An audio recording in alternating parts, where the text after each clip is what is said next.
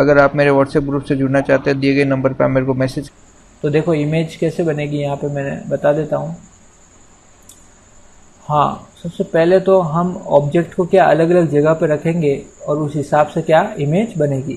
तो आपने टोटल यहाँ पे पहले तो मैं बात कर दूं कि स्पेरिकल मिरर के कारण जो इमेज बनेगी उसको दो पार्ट्स में डिवाइड किया है। एक तो कॉनकेव मिरर के कारण इमेज बनना और एक कॉन्वेक्स मिरर के कारण इमेज बनना। तो कॉनकेव मिरर के कारण अलग पड़ेंगे, कॉन्वेक्स के कारण अलग पड़ेंगे। तो सबसे पहला हेडिंग है आपका कॉनकेव मिरर के कारण इमेज फॉर्मेशन। जब दोनों को पढ़ लेंगे तो आपका स्पेरिकल मिरर के कारण इमेज फॉर्मेशन कंप्लीट हो जाएगा। तो सबसे पहला आपका है image formation by concave mirror. अब इसमें अलग अलग पोजीशन पे आप ऑब्जेक्ट को रखेंगे और आप डिसाइड करेंगे उसका उसका इमेज कहाँ बन रहा है, कैसा बन रहा है, बड़ा बन रहा है, छोटा बन रहा है ना, ये सब। जैसे कि नेचर ऑफ इमेज मैंने यहाँ लिख दिया है, नेचर इमेज, लोकेशन, साइज सब डिस्कस करेंगे। तो मैं बता दूं कि जैसे कि आपके पास एक तो ये पोल होता है, एक ये सेंटर ऑफ कर्वेचर होता है, ये फोकस पॉइंट होता है और ये इनफाइनाइट होता है। तो सबसे पहले हम ऑब्जेक्ट को कहाँ रखेंगे, इनफाइनाइट पे। उसके बाद ऑब्जेक्ट को रखेंगे इनफाइनाइट और सेंटर ऑफ कर्वेचर के बीच में। फिर ऑब्जेक्ट को रखेंगे सेंटर ऑफ कर्वेचर पे। फिर ऑब्जेक्ट को रखेंगे सेंटर ऑफ कर्वेचर और फोकस के बीच में। फिर ऑब्जेक्ट को रखेंगे फोकस के ऊपर। फिर ऑब्जेक्ट को रखेंगे फोकस और पोल के बीच में। तो टोटल 6 अपन पोजीशन पढ़ने वाले हैं। तो याद रखना, सबसे पहले इनफाइनाइट पे ऑब्जेक्ट को रखेंगे। फिर दूसरी बात सी और इनफाइनाइट के बीच में। फिर सी के ऊपर रखेंगे ऑब्जेक्ट को। फिर सी और एफ के बीच में। फिर एफ पे और फिर एफ और पी के बीच में। ठीक है, तो सबसे पहला अपन रखते हैं ऑब्जेक्ट को इनफाइनाइट पे। तो क्या बनेगा इस इनफाइनाइट पे, सुनना यहाँ पे पहले तो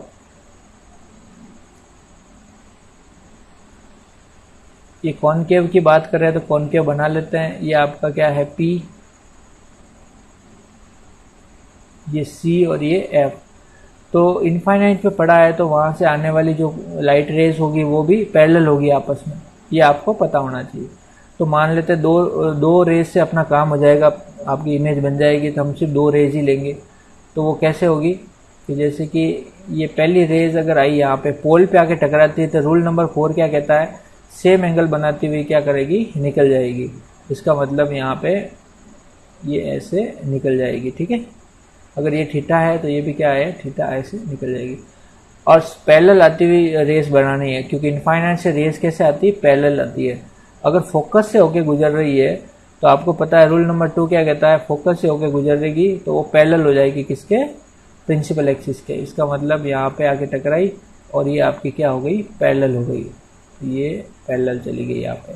तो यहाँ पे जहाँ क्रॉस पॉइंट हो रहा है इन दोनों रेस का, वहीं पे आपका इमेज बनेगा। उसको परपेंडिकुलर डाल दो प्रिंसिपल एक्सिस पे, तो ये आपकी क्या बन गई, इमेज बन गई। ठीक है, तो ये इमेज क्या बनी है, पहली बात तो प्रिंसिपल एक्सिस के नीचे बनी है। इसका मतलब इसको बोलेंगे इन उल्टी इमेज, इसको इन्वर्टेड बोलते हैं इंग्लिश में। क्या बोलते हैं, इन्वर्टेड या उल्टी इमेज बनते हैं। प्रिंसिपल एक्सिस के ऊपर जाएंगे तो इमेज सीधी बनेगी, नीचे आएंगे तो इमेज क्या बनेगी, उल्टी।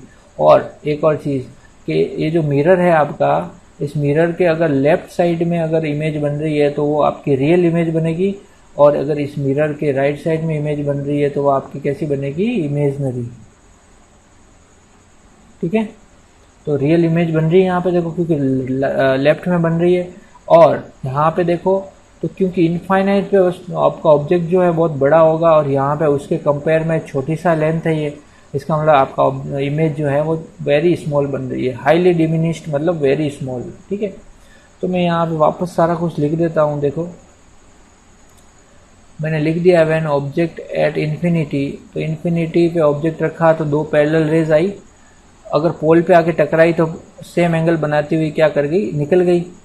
फिर दूसरी रेज कौन सी, ये वाली, ठीक है, और दूसरी रेज आई फोकस से आप गिरी तो फिर टकराने के बाद पैरेलल हो गई प्रिंसिपल एक्सिस के। तो इसका मतलब ये दोनों का क्रॉस पॉइंट यहाँ मिला था, तो यहाँ पे मैंने ये बना दिया इमेज। क्योंकि ये प्रिंसिपल एक्सिस के नीचे बन रही है इसलिए ये उल्टी इमेज होगी, इसको इन्वर्टेड बोल दिया। और क्योंकि ये आपकी मिरर के लेफ्ट साइड में बन रही है इसलिए इमेज क्या होगी, रियल। तो नेचर ऑफ इमेज क्या हो गई, रियल एंड इन्वर्टेड। क्योंकि ये छोटी सी इमेज बनी है एज कंपेयर टू ये इनफाइनाइट पे जो बहुत बड़ी ऑब्जेक्ट रखी थी, इसका मतलब हाईली डिमिनिश्ड मतलब वेरी स्मॉल साइज की बात करें वेरी स्मॉल। और लोकेशन की बात करें तो देखो यहाँ पे जैसे ही मैंने इसके प्रिंसिपल एक्सिस पे परपेंडिकुलर डाला तो कहाँ पे मिला, फोकस के ऊपर। इसका मतलब ये कहाँ बनेगा, एट फोकस बनेगी इमेज। इमेज कहाँ बनेगी, फोकस पॉइंट पे बनेगी। ठीक है, तो आप इसका स्क्रीनशॉट ले लो।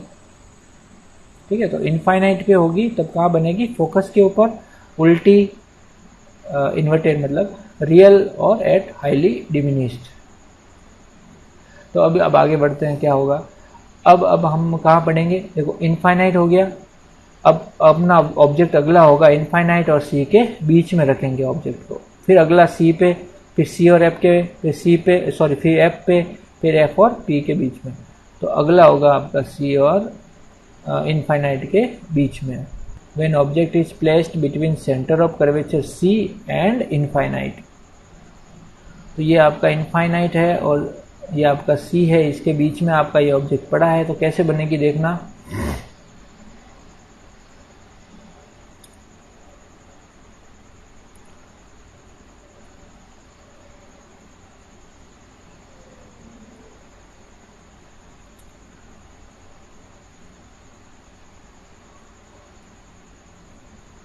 ये आपकी P है और ये आपके इनफाइनाइट, इसके बीच में आपकी क्या पड़ी है, ऑब्जेक्ट पड़ी है। तो यहाँ से आप क्या करो, एक रे तो निकाल दो पैरेलल टू प्रिंसिपल एक्सिस। तो प्रिंसिपल एक्सिस पैरेलल जाएगी तो नियम 1 क्या कहता है, रूल नंबर 1 क्या कहता है, वो फोकस पॉइंट से होके गुजर जाएगी ना। तो फोकस पॉइंट से होके ऐसे गुजर जाएगी। ठीक है, तो ये पॉइंट हो ये आपका एक रे बन गई। दूसरी यहीं से निकालो, अगर फोकस पे जा रही है वो, यहाँ पे सी पे आप कह सकते थे, दोनों में से कोई भी चल जाएगा। तो वो टकराने के बाद फिर फोकस से होके गुजरी है, तो मैंने यहाँ पे सी लिया, इसलिए मैं यहाँ पे भी सी ले लेता हूँ ताकि आपको अलग अलग नहीं समझाना पड़े। देखो कि यहाँ से अगर मैं कहूँ कि अगर सी से होके कोई गुजरे, कौन, रे, तो टकराने के बाद वापस उसी पाथ को फॉलो करेगी। नियम 3, रूल 3 यही कहता है। इसका मतलब यहाँ पे कट किया तो आपकी इमेज कहाँ बन गई, ये बन गई इमेज। तो ये प्रिंसिपल एक्सिस के नीचे है तो इन्वर्टेड बनेगी, और मिरर के लेफ्ट साइड में है तो रियल बनेगी। तो नेचर खत्म हो गया, नेचर ऑफ इमेज। और बन कहाँ रही है, सी और एफ के बीच में। देखो यहाँ पे सी और एफ के बीच में, तो ये लोकेशन हो गई between focus and centre of curvature. और साइज क्या होगी, छोटी होगी, पिछली बार से तो थोड़ी बड़ी होगी लेकिन अब भी छोटी है, इसलिए मैंने लिख दिया डिमिनिश्ड या फिर स्मॉल। तो यहाँ पे देखो फिर मैंने यही किया, यहाँ पे ये ऑब्जेक्ट रख दिया, एक यहाँ पे पैरेलल दिखाई प्रिंसिपल एक्सिस के, तो कहाँ से गुजर गई, फोकस से। फिर मैंने सी से गुजारी तो वापस, क्योंकि रूल क्या कहता है, सी से गुजरेगी तो वापस सी को पाथ को फॉलो करेगी। तो कटिंग पॉइंट यहाँ मिला और वहाँ से परपेंडिकुलर डाला प्रिंसिपल एक्सिस पे, तो ये आपकी क्या होगी, इमेज। और इमेज ये उल्टी बन रही है नीचे, इसका मतलब इन्वर्टेड।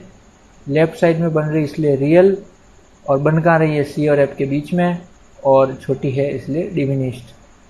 तो बात समझ में आई, आगे बढ़े, बोलो। अब इमेज कहाँ रखेंगे, पहले इनफाइनाइट पे रख दी, इन दोनों के बीच में रख दी, अब तीसरी सी पे रखते हैं। तो इमेज अब सी पे रखते हैं, देखो तो यहाँ पे रख दिया मैंने, when object at the centre of curvature. तो यहाँ पे क्या होगा, सुनना।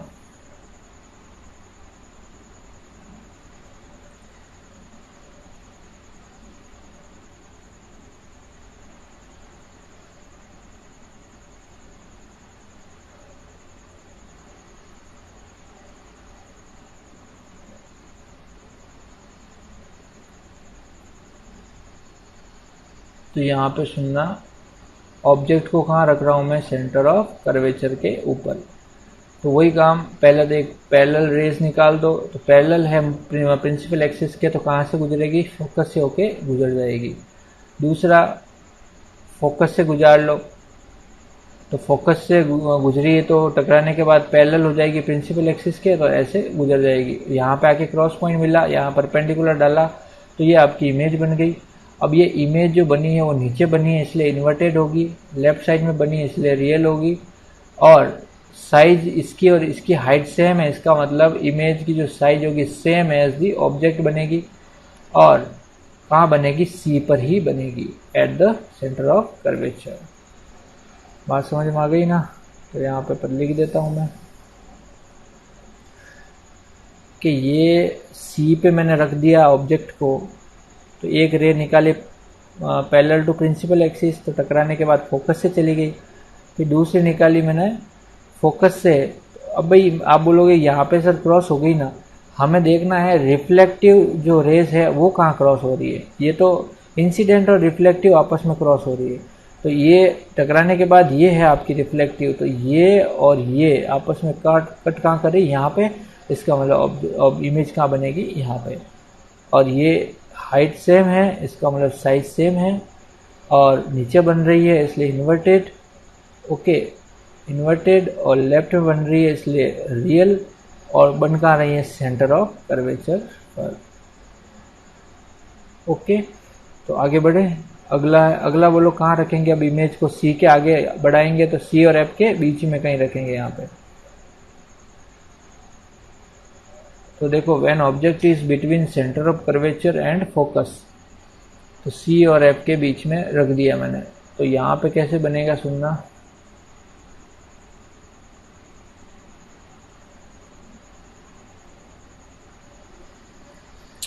जैसे ये C है और ये F है और इसके बीच में मैंने कहीं रख दी ऑब्जेक्ट को, तो वही काम करेंगे। एक तो पैरेलल टू प्रिंसिपल एक्सिस के से निकालेंगे, तो ये पैरेलल टू प्रिंसिपल एक्सिस गया तो टकराने के बाद कहाँ से गुजरेगा, फोकस से गुजरेगा, ये गुजार दिया मैंने।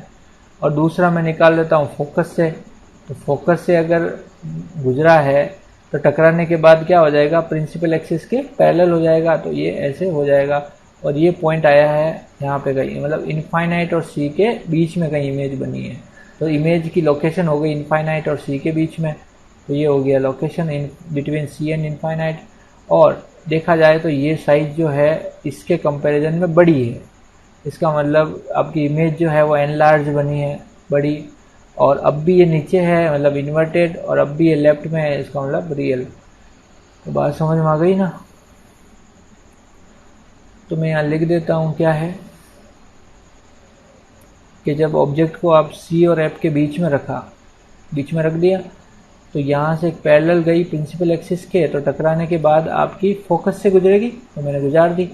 अगर फोकस से गुजरी है तो टकराने के बाद प्रिंसिपल एक्सिस के पैरेलल हो जाएगी, गुजार ली।